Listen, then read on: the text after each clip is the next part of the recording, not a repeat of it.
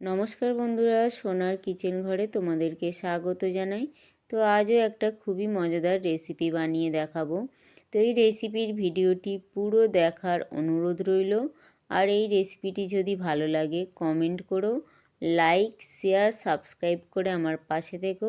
যারা এখনও পর্যন্ত আমার চ্যানেলটিকে সাবস্ক্রাইব করেছো তাদেরকে অসংখ্য অসংখ্য ধন্যবাদ।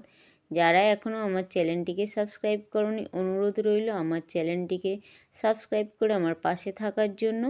যারা ফেসবুক পেজ থেকে দেখছো তাদের কাছে অনুরোধ রইল ফেসবুক পেজটা একটা লাইক দিয়ে একটু ফলো করে দেওয়ার জন্য। তো আজ আমি বানাবো শীতের নতুন আলু দিয়ে আলুর দম। তো এখানে দেখো আমি আলু নিয়ে নিয়েছি, আলুটা আমি সিদ্ধ করে নিয়েছি। আর আমি এখানে ছোট আলুটা নিয়েছি। তো আলুটা আমি সিদ্ধ করে নিয়েছি। নেওয়ার পরে দেখো এখানে আমি গ্যাসের মধ্যে একটা কড়াই বসিয়ে দিয়েছি।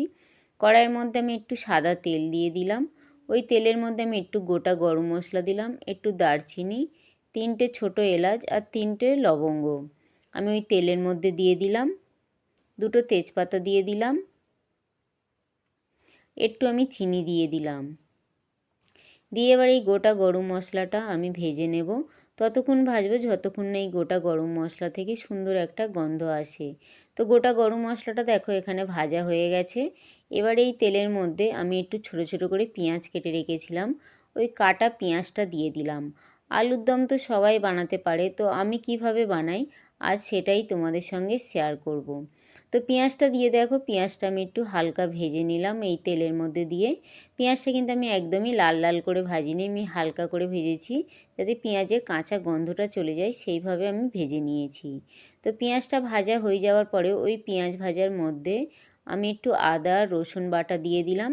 আদা রসুন বাটাটা দিয়ে আবারও আমি পেঁয়াজের সঙ্গে খুব ভালো করে ভেজে নেব, যাতে রসুনের কাঁচা গন্ধটা না আসে। তো এখানে দেখো আমি খুব ভালো করে আদা রসুনটাও ভেজে নিলাম। নেওয়ার পরে ওই আদা রসুন পেঁয়াজ ভাজার মধ্যে আমি একটু হলুদ গুঁড়ো দিয়ে দিলাম, একটু আমি ঝাল লঙ্কার গুঁড়ো দিয়ে দিলাম, একটু আমি ধনের গুঁড়ো দিয়ে দিলাম, একটু আমি জিরের গুঁড়ো দিয়ে দিলাম। দিয়ে আবারও আমি মশলাটা খুব ভালো করে ভেজে নেব।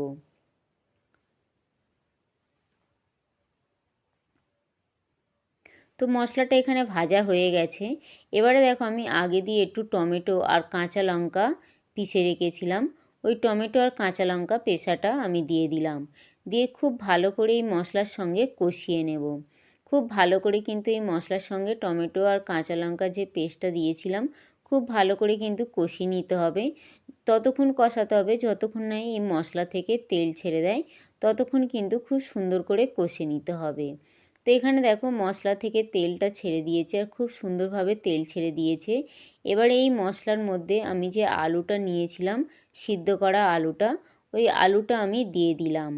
আলুটা দিয়ে আবারও আমি এই মশলার সঙ্গে খুব ভালো করে কষিয়ে নেব।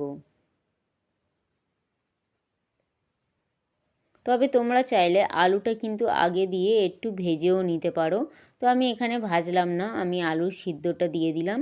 দেওয়ার পরে দেখো আমি একটু পরিমাণ মতো নুন দিয়ে দিলাম। দিয়ে আবারও আমি খুব ভালো করে আলুটার সঙ্গে মশলাটা দিয়ে আমি খুব ভালো করে কষিয়ে নেব। মশলাটার সঙ্গে আলুটা যত ভালো কষানো হবে এই আলুর দমটা ততটা কিন্তু খেতে ভালো লাগবে।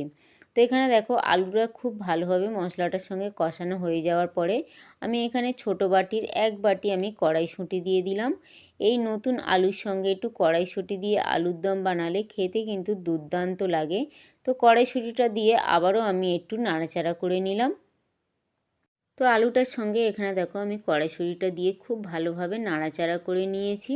এখানে খুব সুন্দরভাবে কিন্তু মশলাটা আলুটার সঙ্গে কষানো হয়ে গেছে। এবারে আমি পরিমাণ মতন জল দিয়ে দেবো এই আলুর দমের মধ্যে। তবে আলুর দম কিন্তু খুব বেশি ঝোল ঝোল কিন্তু একদমই ভালো লাগে না। আমি এই আলুর দমটা একটু গামাখা গামাখা আলুর দম করব। তো আমি এখানে আরও একটু জল এর মধ্যে দিয়ে দেবো। তো এখানে দেখো আমি আরও একটু জল দিয়ে দিলাম, দিয়ে খুব ভালোভাবে আমি নাড়াচাড়া করে নিলাম। নেওয়ার পরে আমি এবারে কিছুক্ষণ ফুটতে দেব, যাতে খুব ভালোভাবে মশলাটা আলুটা টেনে নেয়। তো এখানে দেখো কিছুক্ষণ ফোটার পরে প্রায় আলুর দমটা কিন্তু রেডি হয়ে এসছে। আর কত সুন্দর দেখো দেখতে লাগছে। তো আবারও আমি একটু নাড়াচাড়া করে দিলাম।